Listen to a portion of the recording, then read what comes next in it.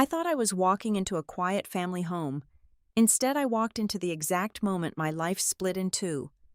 My parents were still alive when I found them, but whoever did this had already planned the next move. 7 days later, I learned the truth was not just evil, it was personal, and the man who held me while I cried had already decided I would be the one blamed for everything. My name is Nora Harris. I am 34 years old, and I calculate worst-case scenarios for a living. As a senior risk analyst at North Pass Risk Group, my entire career is built on predicting disasters before they strike. I evaluate variables. I look at data points. I assess human behavior and financial instability to protect corporate assets. I am paid to see the catastrophe coming from a mile away. Yet standing in the middle of my own life, I saw absolutely nothing. It was a Monday afternoon when I finally made the drive out to the St. Louis suburbs. The Sunday night call had been missed. Mom and Dad always called at exactly 7 o'clock on Sunday evening. It was a ritual, an unbreakable routine. When my phone stayed silent the night before, I told myself they were just busy. Maybe they went to bed early. Maybe they went out to dinner and forgot to charge their phones. I rationalized it the way people do when they want to avoid the creeping edge of anxiety. But by Monday afternoon, the silence had morphed into a heavy physical weight in my chest. The drive took exactly 45 minutes. 45 minutes of quiet guilt eating away at my conscience. I gripped the leather steering wheel of my car and thought about all the family dinners I had postponed over the last 6 months. I had been too busy with work, too caught up in the corporate ladder, too invested in building my supposedly perfect life with my husband Grant. I told myself this impromptu visit would make up for my absence. It would be a belated but warm surprise. I pictured the scene in my head. I would walk through the front door, apologize for being distant, and sit at their marble kitchen island. Mom would pour dark roast coffee. Dad would ask about my stock portfolio. It was a comforting lie I spun to keep my foot steady on the gas pedal. I pulled onto their familiar street. The neighborhood was quiet. It was the epitome of suburban perfection with manicured lawns and silent sidewalks. But the moment I pulled up to the curb of my childhood home, the risk analyst inside me woke up. The baseline was completely off. The front porch light was glaring brightly in the middle of the sunny afternoon. The garage door was cracked open just a few inches, resting unevenly on the concrete. Dad never left it like that. He was a man of meticulous security. And then I saw his car. His pristine silver sedan was parked at a strange crooked angle on the driveway. The front tire was crushing the edge of the flower bed. It looked like someone had slammed the brakes and rushed inside in an absolute panic. My stomach tightened into a hard knot. I killed the engine. I stepped out of my car. The wind rustled the ancient oak trees in the front yard, but that was the only sound. The silence was absolute. I walked up the driveway. My heels clicked too loudly against the pavement. I unlocked the front door with my spare key. I pushed the heavy oak door open. I stepped into the foyer. "Mom? Dad?" I called out. Nothing. The silence inside the house was thick and unnatural. There was no hum from the television in the living room where Mom usually watched her afternoon cooking shows. There was no crackle of sports radio from Dad's study down the hall. The house felt vacant. It felt dead. I took a step forward onto the hardwood floor, then another. A scent hit me. It was not the usual comforting smell of vanilla candles or fresh laundry that always lingered in my mother's home. It was sharp. It was earthy. A strange, bitter herbal tea smell hung heavily in the stagnant air. It was foreign and acrid. It clawed at the back of my throat and made my eyes water. I walked past the kitchen. I headed toward the glass sunroom at the back of the house. The bright afternoon light was pouring through the massive windows, and then I saw them. My breath left my lungs in a single violent rush. The world tilted violently on its axis. They were on the floor. They were lying right next to the small wrought iron breakfast table. Unconscious, utterly still. 2 matching ceramic teacups sat on the table above them. Both cups were half finished with dark liquid staining the porcelain rims. A thick manila folder lay spilled open on the floor tiles beside Dad's outstretched arm. White papers were scattered everywhere like fallen snow. No, no, no. The words ripped from my throat in a primal scream. I did not run. I threw myself across the room. I dropped to my knees so hard the impact bruised my bone against the tile. I grabbed Mom first. Her skin was terribly cold. Her face was ashen and slack. Mom, wake up. Please wake up. I shook her shoulder. Her head rolled back lifelessly against my arm. I scrambled over to Dad. My hands shook so violently I could barely find his wrist to check for a pulse. I pressed my trembling fingers against his cold skin. A pulse. It was there, faint, fluttering erratically like a dying bird trapped in a cage. I plunged my hand into my coat pocket and pulled out my cell phone. My fingers slipped on the glass screen. I almost dropped it. I dialed 911. The operator answered immediately. I could not form a complete, coherent sentence. I gasped for air. I choked on my own rising panic. Ambulance. Please. My parents. They are not waking up. Please. Hurry. I spat out the street address. I dropped the phone onto the floor. I just knelt there beside them, breathing in that bitter herbal stench, waiting for the sirens to pierce the suburban quiet. Time collapsed into a blurry nightmare. Suddenly the house was full of paramedics in dark uniforms. Shouting voices echoed off the high ceilings. Heavy boots stomped across the hardwood. Stretchers rolled loudly through the hallway. I stood in the corner of the sunroom, frozen in place. I watched strangers cut away Dad's shirt to attach defibrillator pads to his chest. They loaded my parents into the back of two separate waiting ambulances. A paramedic with kind eyes told me I could ride in the back of the first one with Mom. I climbed up into the cramped space. The heavy doors slammed shut, sealing us inside. The siren wailed instantly. The blinding red lights flashed rhythmically against the metal walls of the ambulance. I looked down at my lap. My hands were covered in sweat and still shaking uncontrollably. Then I noticed it, clenched tightly in my right fist. I must have grabbed it from the floor when I first fell to my knees in the sunroom. It was a crumpled piece of heavy stock paper. It was part of the spilled folder from the floor. My eyes struggled to focus on the black ink printed across the page. I read the words, "Parcel Review," typed boldly at the top margin. The paper was torn, wrinkled by my desperate grip. I stared at those two words, "Parcel Review." It made absolutely no sense. My parents were retired. They had no business parcels to review. I shoved the crumpled paper deep into my coat pocket. My brain simply could not process the information. Not while the heart monitor attached to my mother beeped in a frantic, terrifying rhythm.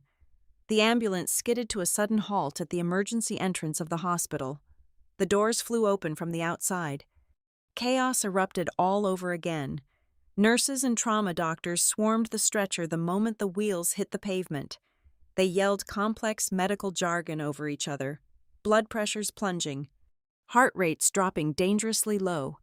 They pushed the stretcher aggressively through the heavy double doors of the emergency room. I tried to follow them. I needed to stay with her. But a triage nurse placed a firm, commanding hand on my chest and stopped me in my tracks. She told me I had to wait in the family waiting area. The double doors swung shut in my face, locking me out. I was completely alone. The waiting room smelled of industrial bleach and stale vending machine coffee. I sank slowly into a hard plastic chair. The adrenaline was finally beginning to drain from my veins. And in its place, the panic was morphing into something else. Something much colder. Something infinitely darker. My mind began to race backward. I replayed the tape of the last hour. The image of Dad's car parked haphazardly on the lawn, the glaring porch light burning in the daylight, the cracked garage door, the bizarre, bitter smell of the tea, the scattered legal papers on the sunroom floor. The cryptic document in my pocket, "I am a professional risk analyst. I spend my life looking at anomalies to find the hidden truth." And every single anomaly in that house pointed directly to one terrifying, impossible conclusion. This was not a stroke. This was not a tragic biological accident. They did not just collapse. Somebody was inside that house. Somebody sat at that table with them. Somebody brought that tea. Somebody did this to them. And as I sat in that freezing waiting room, terrified that my parents were taking their final breaths, I had a sickening gut feeling that the nightmare had not just ended. It was only just beginning. The fluorescent lights above hummed a low, relentless tune that drilled directly into my skull. 2 hours had passed since the doors swung shut. A man in deep blue scrubs finally walked through them. His badge read, Dr. Aris. His face held the heavy, neutral expression of someone who delivered bad news for a living. I stood up so fast the plastic chair scraped violently against the linoleum floor. He did not offer false hope. He pulled me into a quiet alcove away from the vending machines and the crying families. He told me they had stabilized the vitals, but the blood panels revealed a terrifying narrative. This was not a dual stroke. It was not severe food poisoning from a bad batch of fish at the local market. My parents had massive quantities of a heavy pharmaceutical sedative mixed with a highly concentrated digitalis derivative racing through their veins. Heart medication. They were never prescribed paired with tranquilizers strong enough to drop a grown horse. Someone had chemically engineered their collapse. The word intentional hung in the sterilized air between us. The hospital had already triggered mandatory protocols. Uniformed officers arrived 20 minutes later. They were not treating my childhood home as a medical rescue scene anymore. It was now an active crime scene. A tall patrolman informed me that the initial sweep of the property showed zero signs of forced entry. The windows were locked from the inside. The back patio doors were secured. The safe in the master bedroom was untouched. Mom's jewelry box sat perfectly arranged on her dresser. Dad's vintage watch collection remained entirely intact. There was no burglary, no desperate addict kicking down the door for quick cash. I shook my head vigorously when the officer suggested a random home invasion gone wrong. I told him my parents were fiercely private people. They lived in a tight, insulated bubble. They did not host lavish neighborhood parties. They did not open the door for solicitors. They had a digital security system they armed religiously every single night. The theory of a random, violent drifter made absolutely no logical sense. They would never unlock their front door for a stranger, let alone sit down and share a pot of tea with one. Then the sliding glass doors of the emergency room parted, and Grant walked in. My husband moved through the chaotic triage area with an unsettling grace. His navy wool coat was perfectly pressed. His hair was impeccably styled. He did not look like a man whose in-laws were currently hooked up to life support machines. He looked like a corporate executive stepping into a board meeting he had already won. He spotted me and crossed the room in swift, measured strides. He wrapped his arms around my shaking shoulders and pulled me against his chest. He smelled of expensive cedar cologne and cold autumn air. I buried my face in his lapel, wanting to feel anchored, but his heartbeat against my cheek felt completely steady, too steady. He pulled back just enough to look me in the eyes. His voice was smooth and perfectly modulated. He told me I needed to breathe. He kissed my forehead and immediately stated he would take over all the administrative burdens. He told me he would contact the insurance companies, handle the hospital administrators, and manage any legal hurdles that might arise from their sudden incapacitation. He said the word legal with such fluid ease it momentarily short-circuited my brain. My parents were fighting for their lives down the hall, and my husband was already volunteering to manage their paperwork. Before I could question his strange pivot, a woman interrupted us. She wore a tailored gray pantsuit and a badge clipped to her leather belt. Detective Lena Voss introduced herself with a firm handshake and eyes that analyzed every single micro-expression on my face. She did not offer empty sympathies. She dealt in hard facts. She pulled a small notepad from her pocket. She wanted to know about access. She asked me to list every single person who possessed a spare key to the house. She asked who understood my parents' daily rhythms. Who knew they sat in the sunroom at exactly 3 o'clock every afternoon? Who knew they preferred herbal tea over coffee late in the day? She wanted names of housekeepers, landscapers, estranged relatives, and financial advisors. Every question was a sharp little needle probing for a weak spot in my family structure. Grant answered for me when my voice faltered.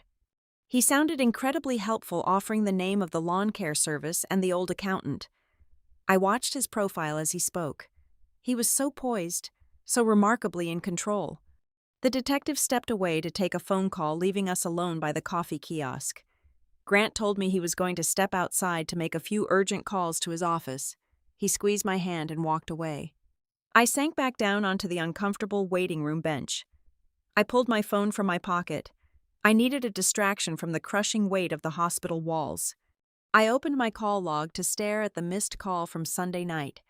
A small red notification bubble hovered over my voicemail icon. My thumb hovered over the screen. I tapped it. The automated voice announced a message received at 7:45 on Sunday evening. The audio began to play. It was my mother, but her voice was completely unrecognizable. It was a hushed, frantic whisper, the sound of a woman terrified of being overheard. Her breath hitched directly into the microphone. "Nora, if Grant sends any papers, do not sign them." A sharp click followed, then dead air. The hospital noise faded into a hollow ringing in my ears. The air in my lungs turned to solid ice. A violent shiver ripped down my spine. I hit replay. I pressed the phone so hard against my ear the plastic dug into my skin. I listened to the sheer panic vibrating in my mother's throat. I listened to the warning. I listened to the name of my husband. My mind fractured into 1,000 jagged pieces. The man who just held me. The man who just offered to handle all the legal paperwork. The man whose heartbeat was perfectly calm while my world burned down. I scrambled to mute the phone. I shoved it deep into the bottom of my leather handbag. My hands were shaking so violently I could barely work the zipper. I could not show this to the police. Not yet. Giving that audio file to Detective Voss would be the point of no return. It would detonate my entire reality. I was a risk analyst. I needed absolute proof before I destroyed my marriage. I needed to understand the scope of the threat before I exposed my throat to the predator. I lacked the courage to accept what that 15-second audio clip truly meant. Detective Voss walked back over to my bench. She put her notepad away. She looked down at me with a gaze that felt entirely too perceptive. She tilted her head slightly. She told me the crime scene technicians had finished their initial sweep of the exterior doors. She confirmed there were absolutely no scratch marks on the deadbolts, no shattered glass, no forced entry of any kind. She leaned in slightly. Her voice was low and devoid of any comforting warmth. She said the person who poisoned my parents did not need to break down a door. The perpetrator did not need to sneak through a window. She looked right through my fragile defenses and delivered the final crushing blow. She told me the person who did this was invited inside. The heavy swinging doors of the intensive care unit waiting area pushed open. The quiet, sterile atmosphere shattered instantly. My Aunt Denise Harper entered the room like a localized hurricane. She was my mother's younger sister, but they shared absolutely no resemblance in temperament or grace. Denise threw her arms around my neck and began to sob loudly. Her cries echoed off the linoleum floors, drawing stares from the nurses at the station. She wailed about the sheer tragedy of it all and how she could not believe her beloved older sister was fighting for her life. I stood rigidly in her embrace. I felt nothing but exhaustion. The dramatic performance did not last long. The tears vanished as quickly as they had appeared. Denise pulled back and wiped her perfectly dry cheeks with a silk handkerchief. She lowered her voice to a conspiratorial whisper. She did not ask about blood pressure or oxygen levels. She did not ask what the doctors were doing to save them. She asked about the paperwork. She wanted to know who held the medical proxy. She asked if I knew where the master copy of the living trust was currently kept. She mentioned that things could get extremely complicated and incredibly expensive if the estate was left in legal limbo for months. My parents had barely been breathing on their own for 3 hours, and my aunt was already circling the perimeter of their wealth like a vulture catching the scent of decay. Her invasive questions unlocked a memory I had buried under the heavy stress of my corporate job. Over the last 2 months, my parents had mentioned a sudden influx of strange phone calls. My grandfather had left them a massive tract of land down by the river. It was a sprawling collection of rusted industrial storage units and cracked concrete lots. For almost 40 years, it was a forgotten depreciating asset that barely generated enough rent to cover its own property taxes. But recently, something had shifted dramatically in the local real estate market. Developers had started circling the area. My father had mentioned receiving aggressive purchase offers completely out of the blue. Before I could fully process my aunt's true intentions, the doors opened again. My cousin Owen Pike walked in. This was a massive anomaly. Owen actively avoided family gatherings at all costs. He was Denise's only son and a notorious financial liability. He was always chasing the next sure thing. He had a crippling addiction to offshore sports betting that had bankrupted him twice before his 30th birthday. He was constantly sweating. He smelled like stale tobacco and cheap mints. He paced the waiting room with a frantic, jittery energy that made my skin crawl.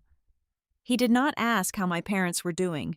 He just kept rubbing his temples and asking how long the doctors thought they would be unconscious. His desperation was palpable. He looked exactly like a man running out of time. I sat back on the hard plastic bench and observed my own blood relatives. A dark pattern was beginning to form in my mind.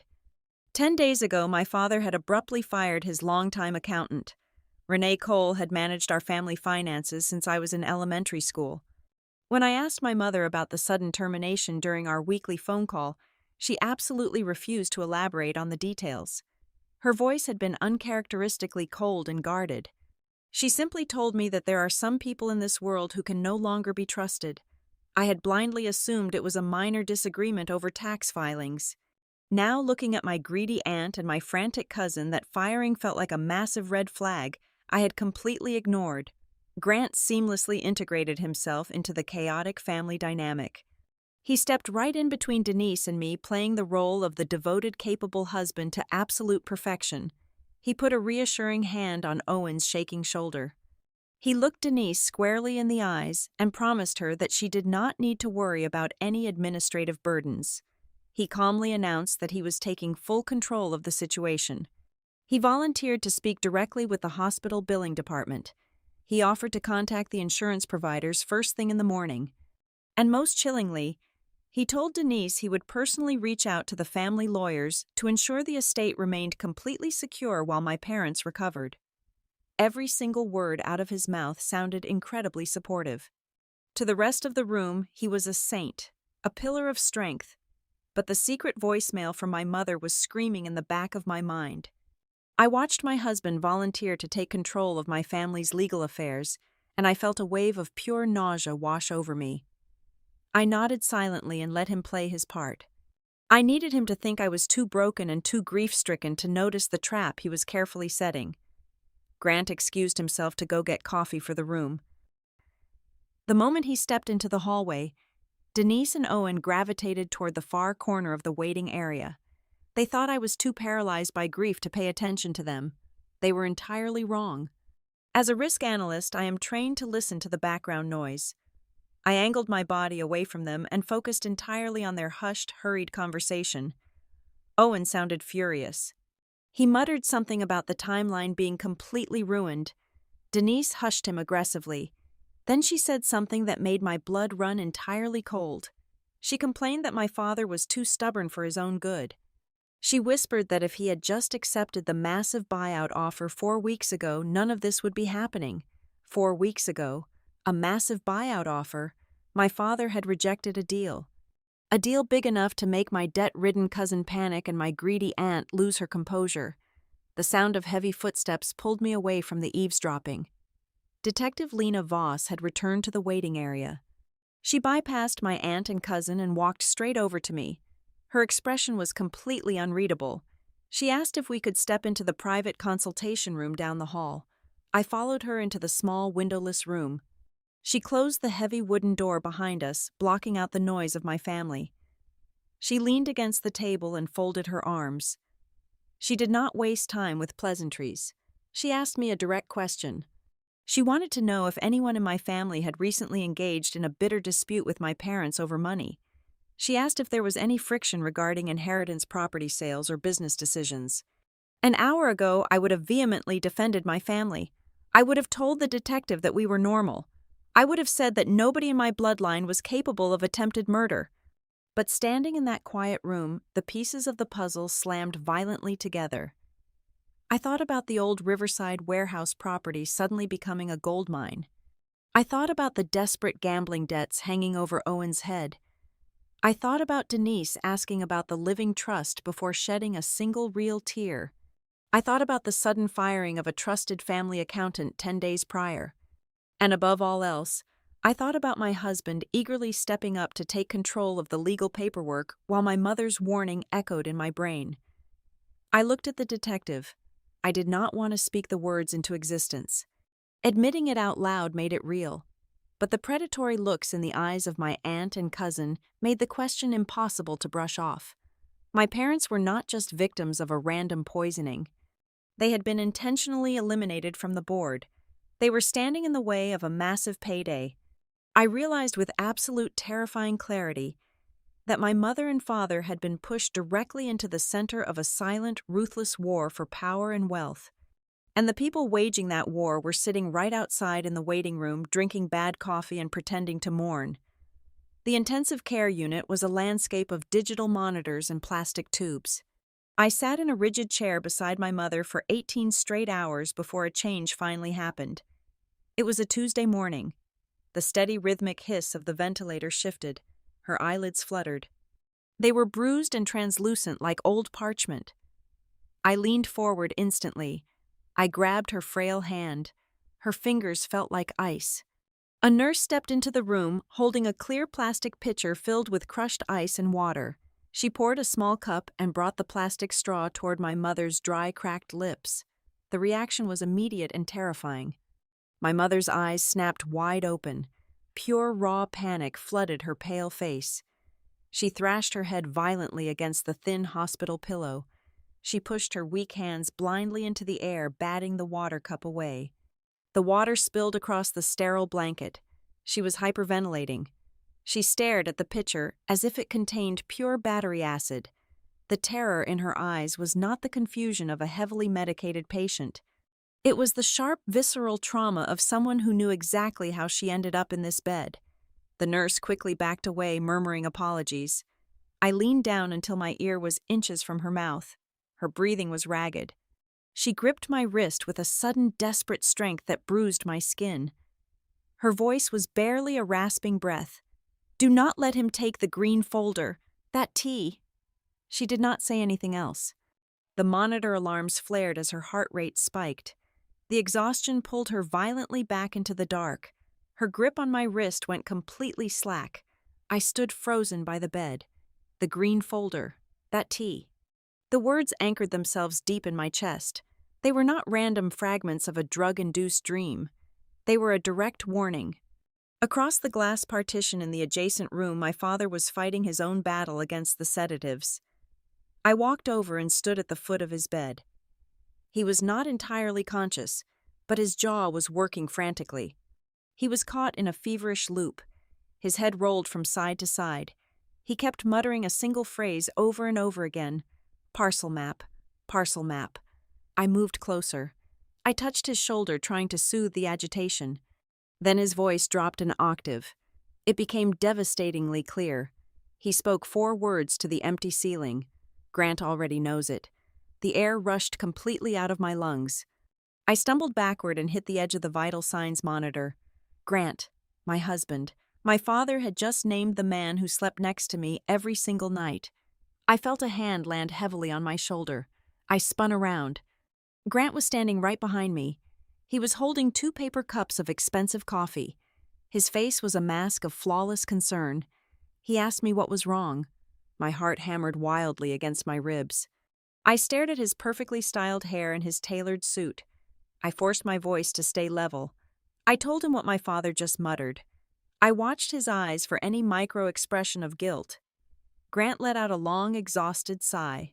He set the coffee cups down on a medical tray. He reached out and stroked my arms with slow, deliberate motions. He spoke in a voice dripping with condescending warmth. He told me I was torturing myself. He explained that my parents had massive amounts of toxic tranquilizers in their bloodstream. He said they were hallucinating. He firmly advised me not to manufacture a conspiracy out of meaningless narcotic babble. He pulled me into his chest and told me to go home and get some sleep. He insisted I needed to pack a bag with fresh clothes and proper toiletries while he stayed to monitor the doctors. I agreed. Not because I believed a single word he said. I agreed because I needed to get out of that room before I screamed. Driving back to my childhood home felt like navigating a ghost town. The police had removed the yellow crime scene tape from the front door after finishing their preliminary sweep. I used my key and stepped into the suffocating silence. The bitter herbal smell was completely gone. Now the house just smelled empty. I walked past the kitchen and went straight into my father's home office. He was a man who categorized everything. His mahogany desk was always pristine.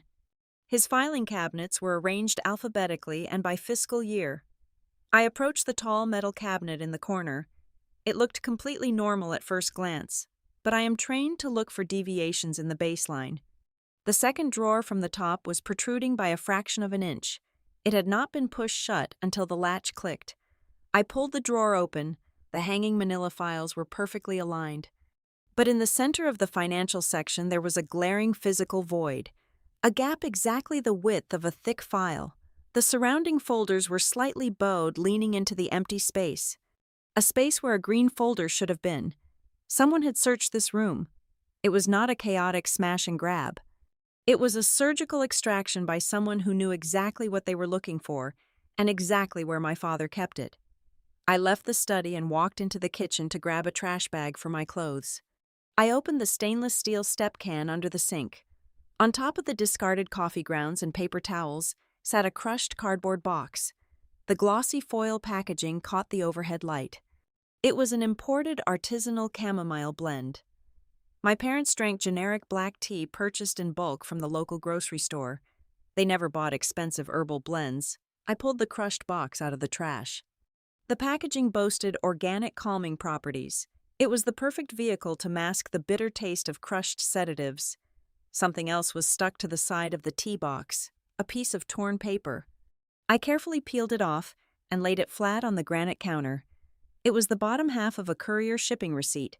The top was ripped away, but the destination address was perfectly clear.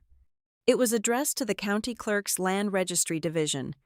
The sender was a corporate law firm located downtown. I looked at the printed timestamp. The package had been prepared and staged for pickup exactly 48 hours before my parents were found unconscious on the sunroom floor. The legal machinery was already moving before the tea was ever poured. The trap had been set days in advance. My cell phone vibrated violently against the granite countertop. The sudden noise made me flinch. The screen displayed Detective Lena Voss. I answered immediately. Her voice was entirely devoid of pleasantries. She did not ask how I was holding up. She told me to listen carefully. Less than 3 hours ago, right as the sun was coming up, someone walked into a prominent bank branch downtown. They approached the teller window and presented a freshly notarized legal document. It was a temporary power of attorney. They used that document to attempt a massive wire transfer from my parents' primary checking and investment accounts. The bank manager flagged the transaction because of the sheer volume of the requested funds and put a freeze on the accounts. I gripped the edge of the counter. The granite was freezing cold against my palms. I asked her who tried to take the money. Detective Voss paused. The silence on the line felt heavier than gravity. She told me the person who presented the temporary power of attorney claimed they were acting on my behalf. They possessed a document bearing my exact digital signature. They claimed I was too emotionally compromised by the tragedy to handle the family finances. The walls of the kitchen seemed to close in around me. The pieces of the nightmare finally locked together in a perfect, terrifying grid. The missing green folder, the artisanal tea, the prepared courier envelope, the warning from my mother. The person who did this did not just want to eliminate my parents. They wanted to steal their legacy. And the man who comforted me in the hospital hallway, the man who promised to handle all the legal burdens, was currently using my grief as a weapon to take everything. I hung up the phone. I stood completely alone in the house where I grew up. I was no longer just a grieving daughter. I was the perfect scapegoat. I had been framed, and the countdown to my absolute ruin had already begun. I did not go back to the hospital immediately. I sat alone at the kitchen island of my childhood home and opened my laptop. The crushing wave of grief had finally receded, leaving behind a cold, hardened surface. I am a senior risk analyst. My entire career is dedicated to finding the hidden liabilities that other people gloss over. I look past the smiling faces in boardrooms and dig directly into the raw data. I track anomalies. I find the structural weaknesses before the collapse happens. Waiting for the local police to piece together a financial puzzle would take weeks. They look for motives after the blood is spilled. I find the blueprint of the trap itself. I pushed my personal devastation aside and went to work. I started with the name my father had muttered from his hospital bed and the hushed fragments of conversation I had overheard from my Aunt Denise. I logged into the state corporate registry database and ran a comprehensive query on the Riverside warehouse property. I pulled the public tax records and cross-referenced them with recent property inquiries. A distinct pattern emerged almost immediately. There had been a sudden barrage of aggressively low purchase offers submitted over the last 90 days. Every single one of those offers originated from a newly formed entity named Crescent Harbor Holdings. I dug deeper into the corporate shell. I pulled the articles of incorporation for Crescent Harbor Holdings. The company had been registered less than 6 months ago. The listed address was not a downtown high-rise. It was a suite number in a rundown strip mall on the edge of the county line. I ran the address through a commercial real estate directory and found that the suite was currently listed as a vacant lease space. It was a phantom office, a ghost entity designed to hide the real buyers. But shell companies always leave a paper trail if you know where to look. I checked the name of the registered agent who had signed the initial limited liability paperwork. The signature belonged to a junior partner at a prominent corporate law firm located in the financial district. My fingers stopped moving across the keyboard. The air in the kitchen suddenly felt freezing cold. It was the exact same law firm where my husband Grant had spent 2 years working as an external consultant on a massive corporate merger. The invisible thread connecting my husband to the people trying to buy my family land was no longer a theory. It was a documented fact. I needed to know exactly what my father knew before he was silenced. I opened his email provider and stared at the login screen. I guessed his password on the third attempt using my mother's maiden name and the year they bought this house. I bypassed his inbox and clicked directly into his drafted messages folder. Sitting at the top of the list was an unsent email addressed to the senior partners at that exact same law firm. It was dated exactly 14 days ago. The text of the email was a formal and incredibly sharp rejection of their final buyout offer, but it was the attached files that made my heart hammer against my ribs. My father had uploaded a series of confidential municipal zoning blueprints. He had used a digital marker to highlight a massive proposed federal logistics route designed to bypass the heavily congested interstate highway system. The new infrastructure project would require a monumental expansion of the local riverport, and my grandfather's forgotten warehouse property sat squarely in the absolute center of the expansion zone. If the federal project broke ground, that useless strip of dirt and rusted metal would become the most valuable piece of commercial real estate in the entire county. The buyers were not offering a few $100,000 out of the goodness of their hearts. The projection models on my father's spreadsheet indicated a future payout in the tens of millions. The motive was clear. The money was astronomical, but I still needed to find the physical bridge. How did the poison actually enter my parents' house? I thought about the crushed artisanal chamomile box I had found in the garbage. My parents never bought high-end luxury tea. I left my house and walked next door to the Gables. They were a retired couple who had installed a sophisticated high-definition doorbell camera last spring. I put on my best distressed daughter face and told Mr. Gable there had been a rash of stolen mail in the neighborhood. I asked if I could quickly review his cloud storage to see if anyone had approached my parents' porch. He handed me his tablet without hesitation. I scrubbed backward through the video feeds, matching the dates and timestamps to my own corporate travel schedule. It took me 40 minutes of scrolling before I found the anomaly. On a Tuesday afternoon while I was boarding a flight to Chicago, a familiar silver sedan pulled into my parents' driveway. Renee Cole stepped out of the driver's seat. She was the longtime accountant my father had abruptly fired just 10 days ago. I watched her walk up the paved path, carrying a large woven gift basket. Tucked prominently inside the clear cellophane wrapping was the distinct glossy foil box of artisanal chamomile tea. I fast-forwarded the footage. She visited the house again on a Thursday afternoon while I was stuck in a marathon board meeting in Dallas. 2 visits, 2 deliveries. Perfectly timed for the exact days I was out of the state and unavailable to drop by for a surprise visit. I handed the tablet back to my neighbor and thanked him. I walked back to my parents' house and locked the heavy oak door behind me. I pulled my cell phone from my pocket and dialed the one person I hoped was still outside the blast radius. Miles Wexler was our old family lawyer. He was a quiet, meticulous man who had drafted my parents' original estate documents over 2 decades ago. He answered on the second ring. He sounded incredibly exhausted. I did not give him time to offer his condolences about the hospital.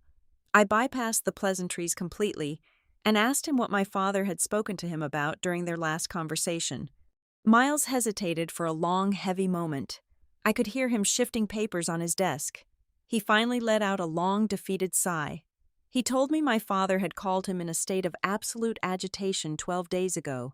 My father had bypassed all normal legal inquiries and demanded to know the exact mechanisms required to completely block non-family members from exercising any financial authority over the estate in the event of a sudden medical incapacitation. I pressed the phone tighter against my ear. I asked Miles why my father was suddenly terrified of medical incapacitation. Miles told me the terrible truth. A thick legal package had arrived at my parents' house via courier a few weeks prior. It contained a finalized durable power of attorney document granting full comprehensive asset control directly to Grant. The document bore a verified digital stamp of my personal signature authorizing the transfer of power. My father had taken one look at the paperwork and immediately suspected it was a sophisticated forgery. He knew me better than anyone.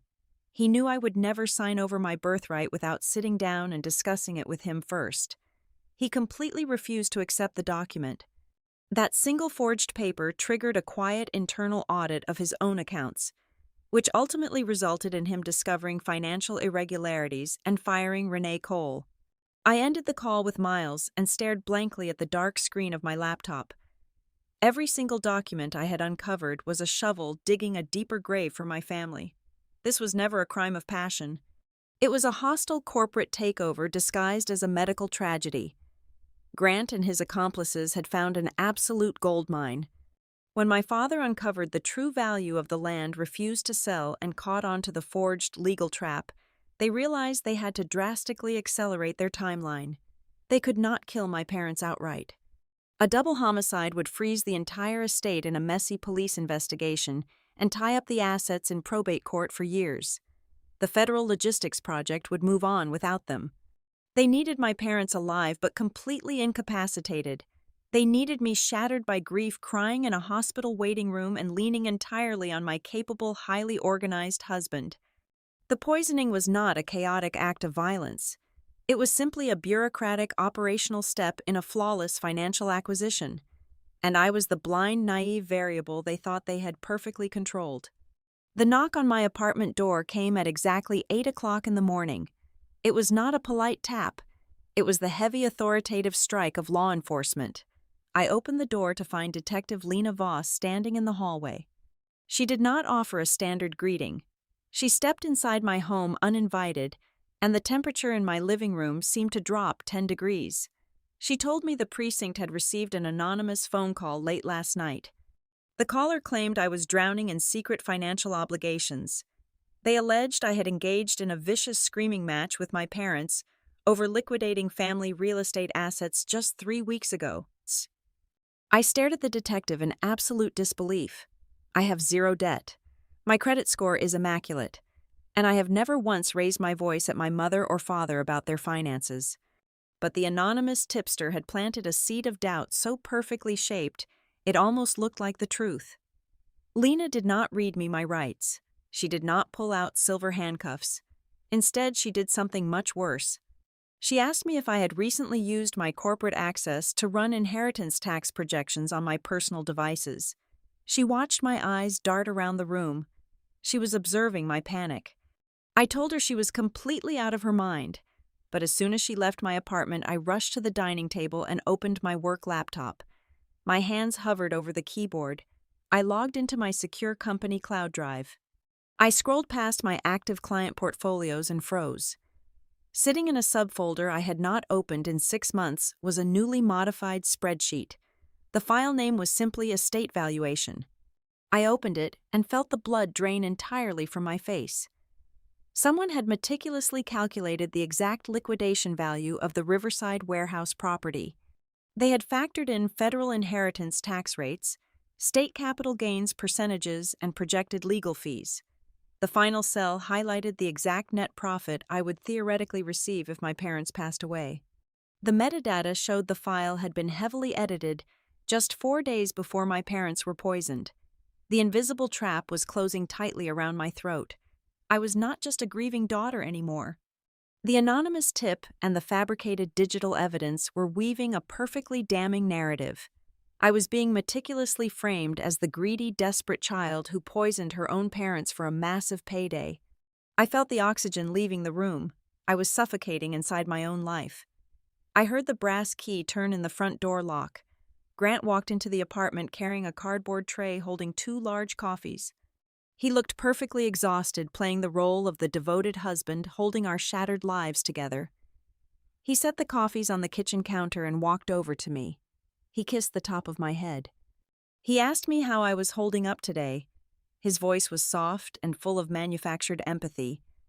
I forced my facial muscles to relax into a tired smile. I told him I was just drained from the hospital visits.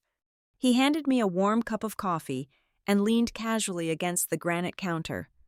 He took a slow sip of his dark roast and smoothly changed the subject. He mentioned he was trying to organize some of our own tax documents to make sure everything was in perfect order while we dealt with the medical chaos. Then he asked the questions. He asked me if I remembered exactly where I saved my verified digital signature file on the shared home server. He casually stated he needed it to authorize a minor extension on our own property taxes. Then he chuckled softly and asked if I remembered the administrative password for the old laser printer sitting in my home office. My heart slammed against my ribs like a trapped bird. The questions were delivered with such casual elegance they almost sounded innocent. But they were not innocent. They were a terrifying confirmation of my worst fears. I took a slow sip of my coffee to hide the violent trembling in my hands. I gave him a fake password and told him the signature file was on a corrupted thumb drive I lost many months ago. He nodded sympathetically and went into the bedroom to change his clothes. The moment the bedroom door clicked shut, my cell phone vibrated in my pocket. It was Miles. Our old family lawyer spoke in a hushed, urgent tone. He had pulled a massive favor with a forensic security specialist he knew from a previous corporate litigation case. They had analyzed the digital metadata embedded in the forged temporary power of attorney document. The exact document my father had suspected was completely fake. Miles told me the document was not created at a downtown law firm. It was generated and printed from the internet routing address registered directly to my own apartment. He gave me the exact timestamp. It was printed at 2:11 in the morning on a Tuesday. I closed my eyes.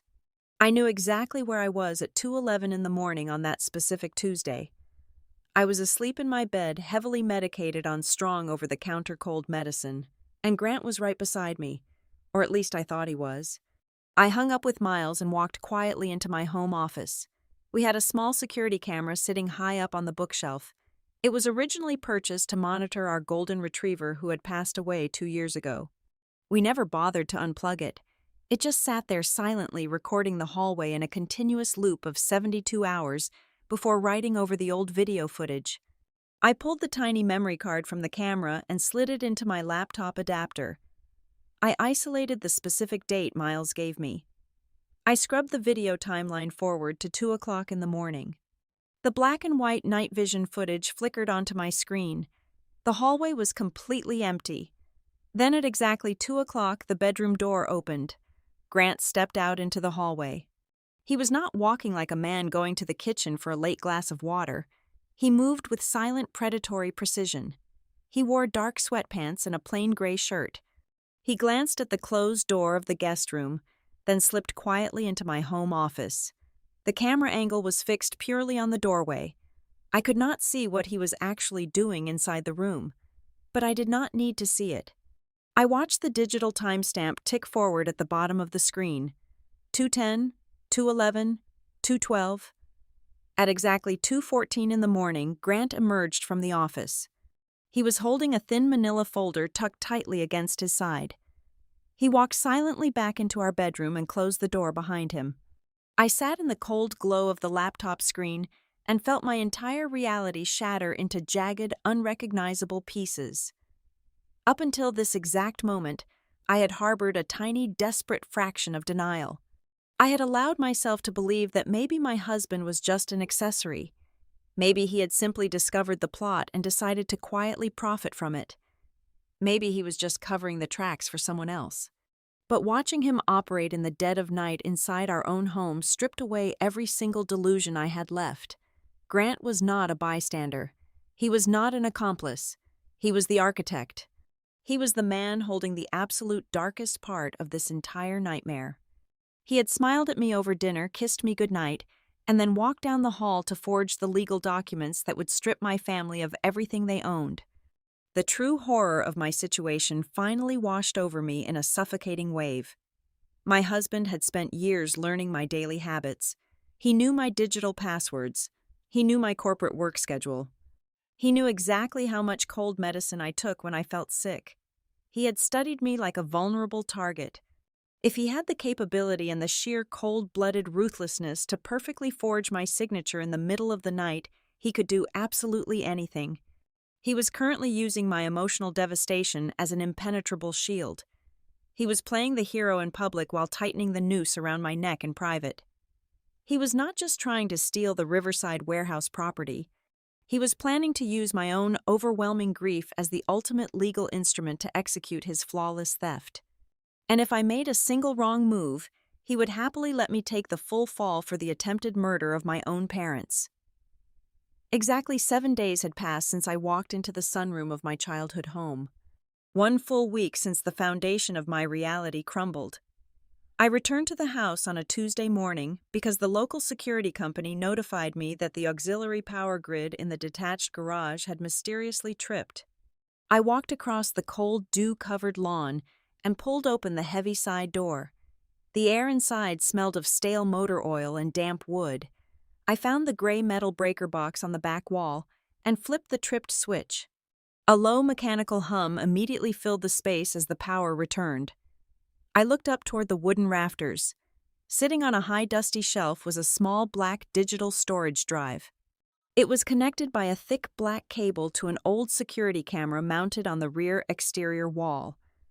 My father had installed it nearly a decade ago to watch the back alley. He told my mother it stopped working years ago. But my father was a man who never abandoned a failing system without building a secret redundancy. He just stopped talking about it. I climbed a wooden step stool and brought the dusty box down. I carried it into the quiet kitchen and connected it to my laptop using an adapter cable I found in the study. The software interface was incredibly primitive. I bypassed the recent empty recordings and jumped backward in time. I scrolled to exactly 3 nights before my parents collapsed on the floor. I clicked play and held my breath. The night vision footage was washed in a harsh green hue, but the resolution was sharp enough to cut through the darkness. 3 figures stood in the narrow blind spot behind the garage. They were perfectly hidden from the front porch camera and the neighborhood streetlights. I stared at the screen and felt the blood freeze completely in my veins.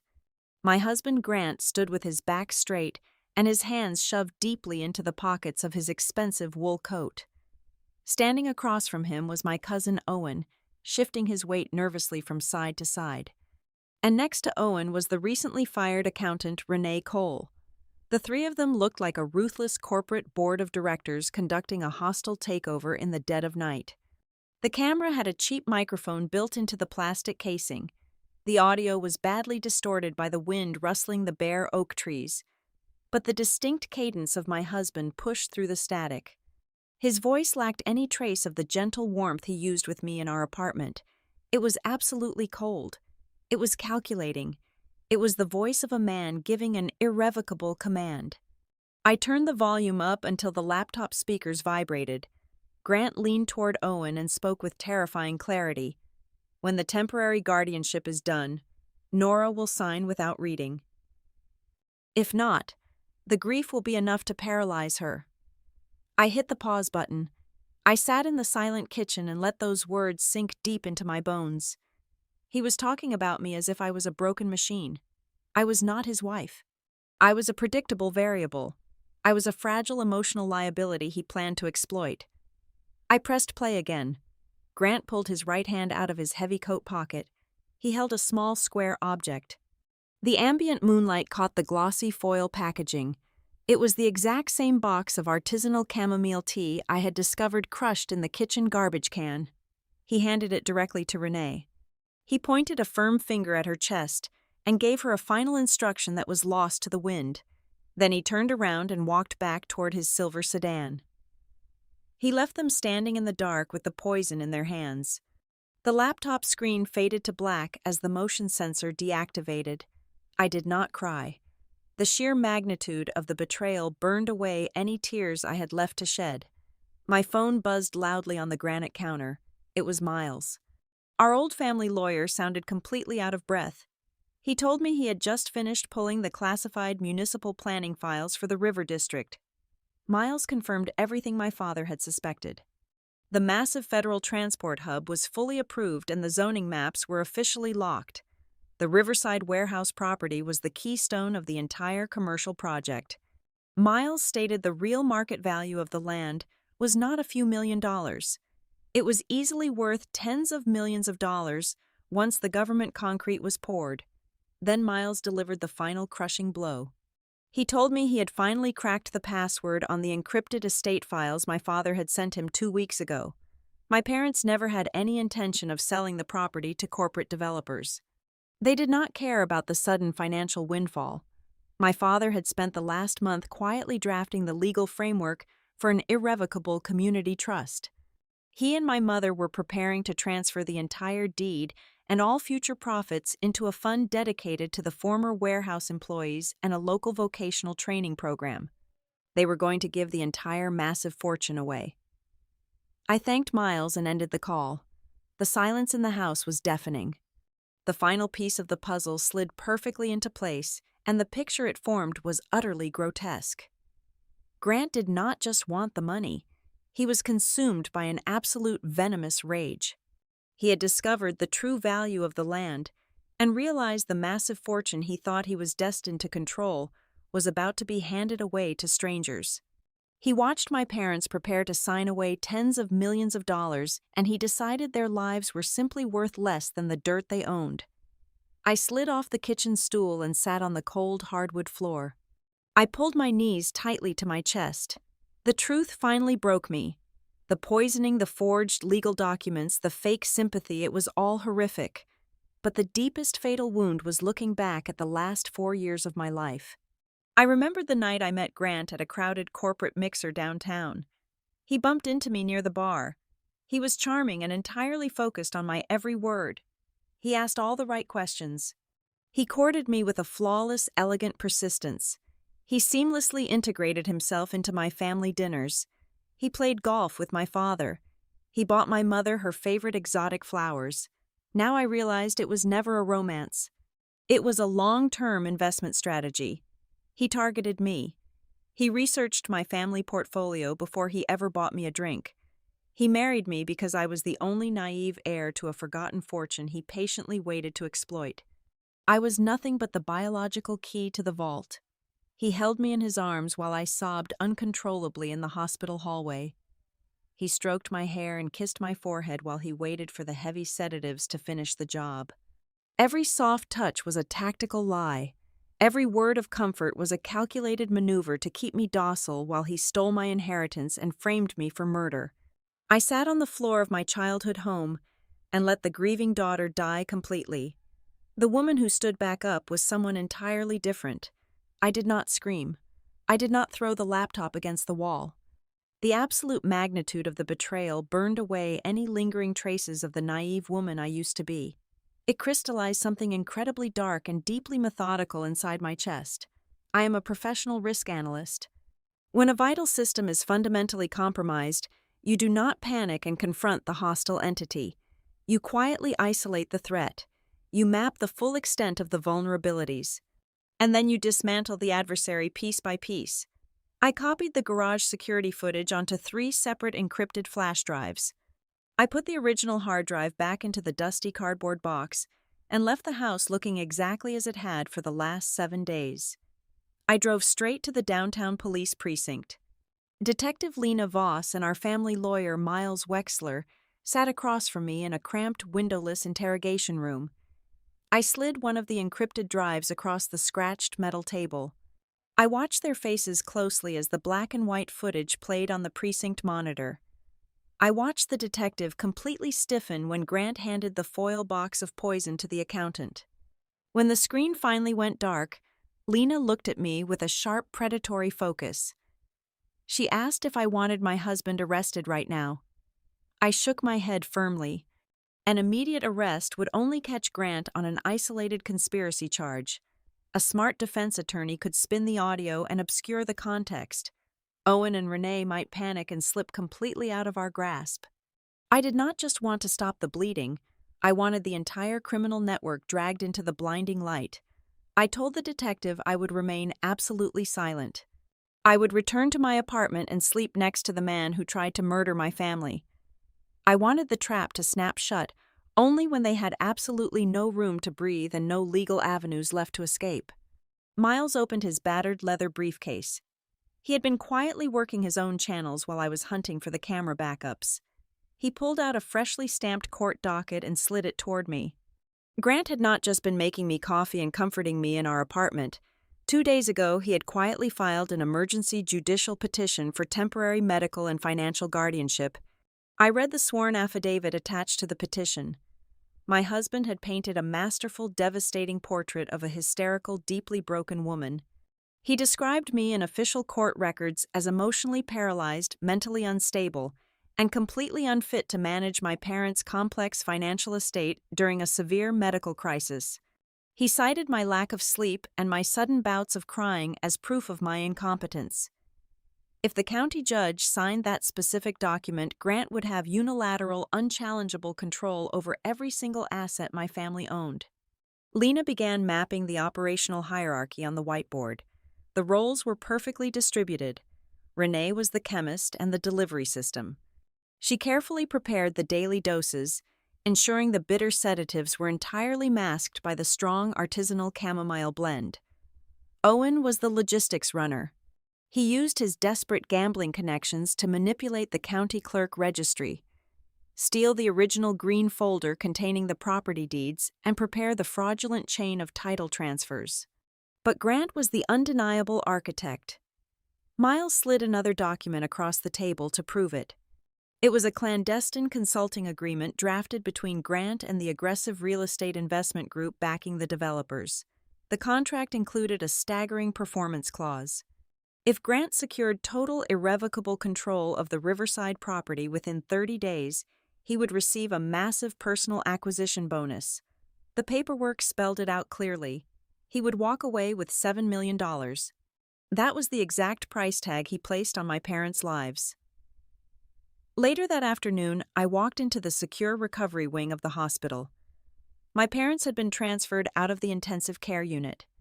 They were still physically weak, but the heavy, suffocating fog of the sedatives was finally lifting from their minds. I sat in a plastic chair between their beds and asked a single pointed question.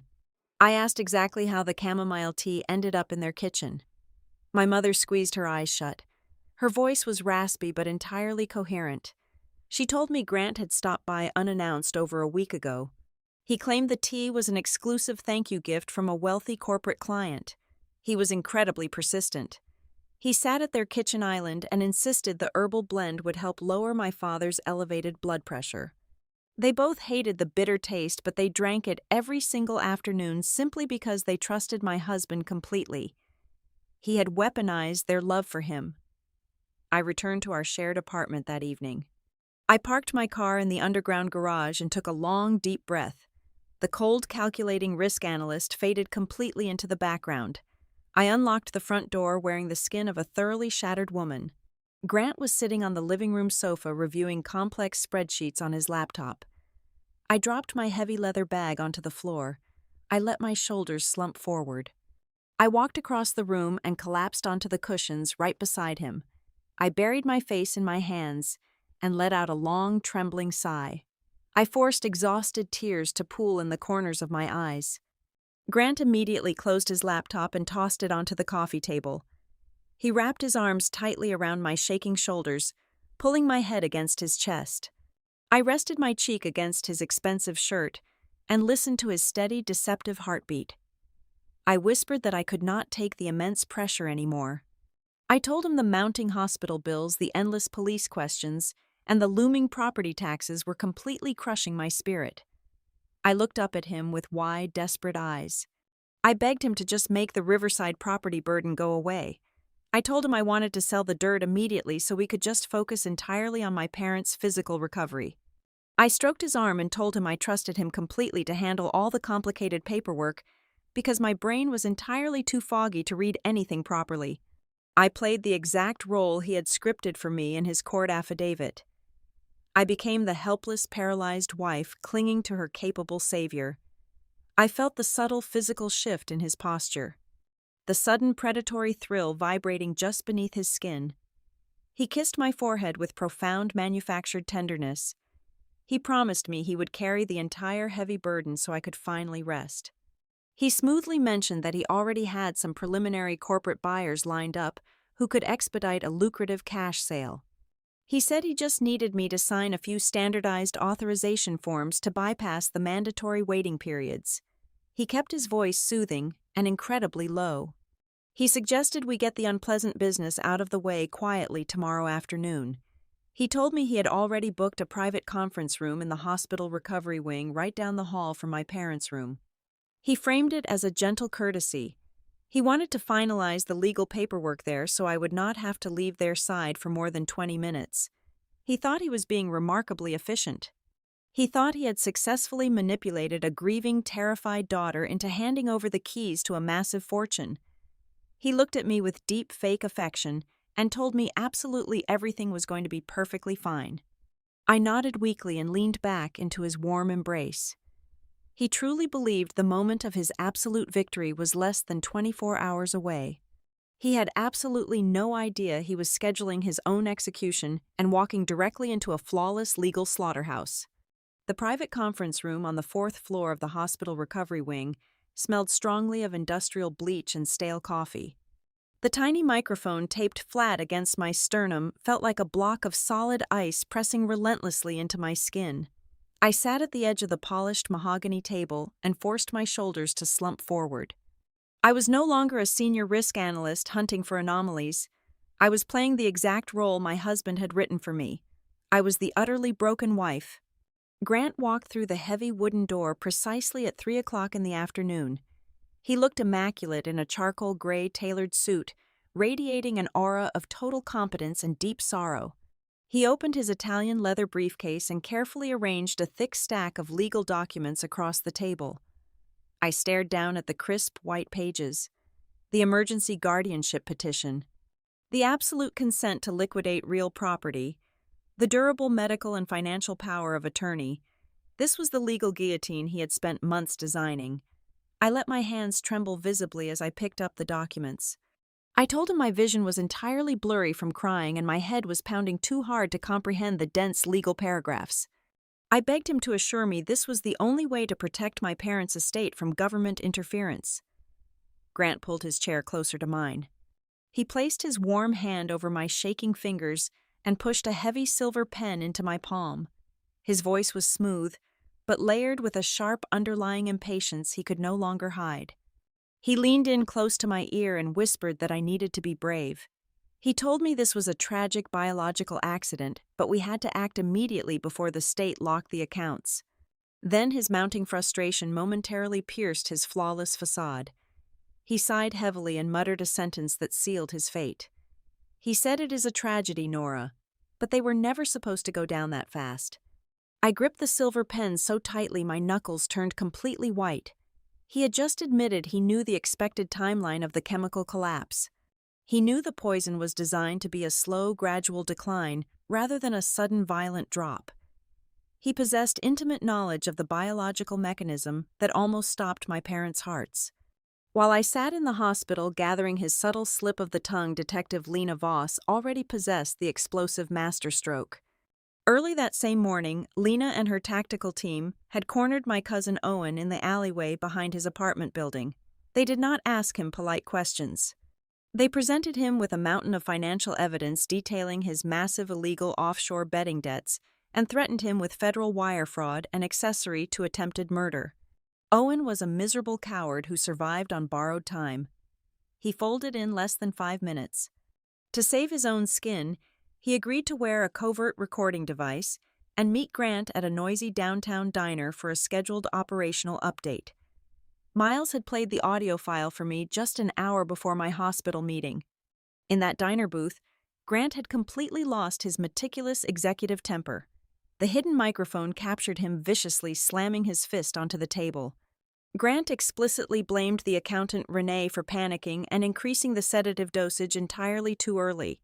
He hissed that her utter incompetence almost caused a double homicide investigation instead of a quiet medical tragedy.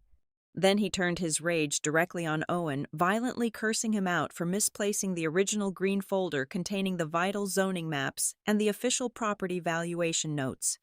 Grant had confessed to the entire conspiracy on a crystal-clear digital recording. Back in the hospital conference room, the heavy silver pen was still resting in my sweating palm. Grant tapped his index finger against the signature line, urging me to sign away my family fortune. Suddenly, his cell phone vibrated violently against the mahogany table. The caller identification screen lit up. It was a text message from Owen. Lena had instructed my cousin to send a carefully crafted panic text, indicating that county detectives were currently asking aggressive questions about an off-site industrial storage rental. I watched the color drain completely from my husband's handsome face. The absolute confidence vanished, replaced instantly by raw, primal panic. He snatched his cell phone from the table and shoved it deep into his pocket. He looked at the unsigned documents, then looked at his expensive wristwatch. He abruptly stood up and told me a massive crisis had just erupted at his corporate office. He said we would have to finish the paperwork tomorrow morning right before the scheduled court hearing. He practically sprinted out of the hospital wing, leaving the unsigned legal guillotine sitting right on the table. Grant drove his silver sedan recklessly across the city limits, heading straight toward a dilapidated self-storage facility situated on the far eastern edge of the county line. He had absolutely no idea that 3 unmarked police vehicles were tailing him flawlessly through the heavy afternoon traffic. Lena and her team parked a block away and watched through long-range optical lenses as Grant punched a security code into the electronic keypad of unit number 412. Grant rolled up the heavy corrugated metal door. He stepped inside the dark bay and frantically began rearranging several heavy cardboard boxes. He pulled a single thin notebook from the bottom of a stack, shoved it frantically into his jacket, and locked the metal door back into place. He sprinted back to his car and sped away, believing he had successfully secured the most damaging ledger and that the rest of his hidden cash was perfectly safe until the guardianship hearing concluded. The moment his taillights disappeared down the highway, Lena and her tactical squad moved in. They did not wait for him to return. They presented the facility manager with a signed emergency search warrant and cut the heavy steel padlock right off the metal door. What they uncovered inside that dusty concrete unit was the absolute physical anatomy of a flawless corporate crime. Sitting on a folding card table was a heavy brass counterfeit notary seal, completely identical to the one used by my father's legitimate law firm. Stacked neatly in plastic storage bins were dozens of blank property transfer deeds waiting to be filed. They found a high-capacity digital hard drive containing immaculate high-resolution scans of my personal signature ready to be forged onto any document necessary. Resting in the corner was the missing green folder stolen directly from my father's home office, still containing the original federal zoning blueprints and the astronomical financial projections. And finally, at the very bottom of a plastic crate, they discovered a secondary financial spreadsheet detailing the exact cash installments transferred to Renee and Owen for their treacherous roles. My cell phone rang. I stood alone in the quiet hospital corridor outside my parents' room. Detective Voss was on the other end of the line. Her voice was vibrating with pure adrenaline. She told me they had secured the absolute mother lode. They had the forged tools, the stolen documents, the poison timeline, and the audio confessions. She asked for my immediate permission to dispatch a heavily armed strike team to our apartment and arrest Grant in his living room before the sun went down. I looked through the glass window of the hospital room. I watched my mother slowly turning her head on the pillow and my father weakly gripping the edge of his blanket. They were broken, fragile, and fighting for every single breath because the man I married decided their lives were an acceptable operational cost. I pressed the phone tightly against my ear and spoke with a voice entirely devoid of warmth or mercy. I told the detective to stand down. I explicitly ordered her not to arrest him tonight. Grant had weaponized the legal system to steal my family legacy. He had planned to use the formal courtroom as the ultimate stage for his absolute victory. I wanted him to walk into that emergency guardianship hearing tomorrow morning, wearing his best tailored suit, thinking I was completely defeated. I wanted the absolute truth to be ripped open in the exact room where he thought he was untouchable. I wanted him destroyed not in the shadows of our apartment, but under the blinding lights of the law. The heavy oak doors of the county courthouse swung open exactly at 9 o'clock in the morning. The emergency probate hearing was scheduled in a small windowless chamber on the third floor. I sat at the petitioner's table with my hands folded neatly in my lap. I wore a sharp black suit and absolutely zero makeup. I looked pale and exhausted. When Grant walked into the room, he saw exactly what he expected to see. He saw a shattered, grieving wife who was completely ready to surrender. He wore a bespoke navy blue suit and a perfectly knotted silk tie. He walked with the effortless posture of a man who had already won the war. He placed his Italian leather briefcase on the polished mahogany table and gave me a soft, sympathetic smile. He gently touched my shoulder and whispered that everything would be over very soon. He was absolutely right. It was about to be over, but not in the way he had meticulously planned. The presiding judge entered the room and called the emergency guardianship hearing to order. Grant stood up immediately. He began his rehearsed speech with flawless emotional cadence. He told the judge about the sudden tragic medical crisis that had befallen his beloved in-laws. He pointed a sorrowful finger at me and claimed I was too emotionally paralyzed to manage the complex financial burdens of the massive estate. He formally requested immediate and unilateral executive control over all family assets to prevent a catastrophic financial collapse. The judge adjusted his glasses and looked down at the forged documents Grant had submitted to the clerk the day before. He asked if there were any objections from the family. I did not cry. I did not shake. I stood up slowly from my wooden chair. I looked Grant dead in the eyes, and I watched the fake sympathy drain completely out of his face as my voice rang out sharp and steady across the silent courtroom. I told the judge I absolutely objected to every single word my husband had just spoken. Before Grant could recover from his shock, the heavy double doors at the back of the chamber swung open again. Our old family lawyer, Miles Wexler, walked in carrying 2 massive cardboard boxes completely filled with physical evidence. Right behind him was Detective Lena Voss, wearing her formal dress uniform. But it was the sight of the final 2 people entering the room that made Grant physically stumble backward against his table. 2 uniformed medical transport officers pushed 2 hospital wheelchairs down the center aisle. My mother and father sat in those chairs. They were incredibly pale and their breathing was visibly shallow. They had portable oxygen tanks strapped to the back of their seats. But their eyes were wide open and they were absolutely lucid. The flawless corporate mask Grant wore for 4 years shattered into a million pieces. His jaw dropped. His hands began to tremble violently. He looked at the heavy wooden doors as if calculating the exact distance he needed to run. Lena stepped subtly into the center aisle, completely blocking his only exit. Miles did not waste a single second. He approached the judge's bench and began surgically dismantling my husband's entire life. He laid out the timeline of the hostile corporate takeover. He presented the forged temporary power of attorney. He placed the heavy brass counterfeit notary seal we had recovered from the storage unit right next to the judge's gavel. He submitted the financial records for the ghost company Crescent Harbor Holdings, proving that Grant was the sole operational architect. And then Miles dropped the absolute heaviest weight onto the scales of justice. He presented the clandestine consulting contract guaranteeing Grant a $7 million cash bonus if he successfully secured the Riverside warehouse property within 30 days. Grant tried to speak.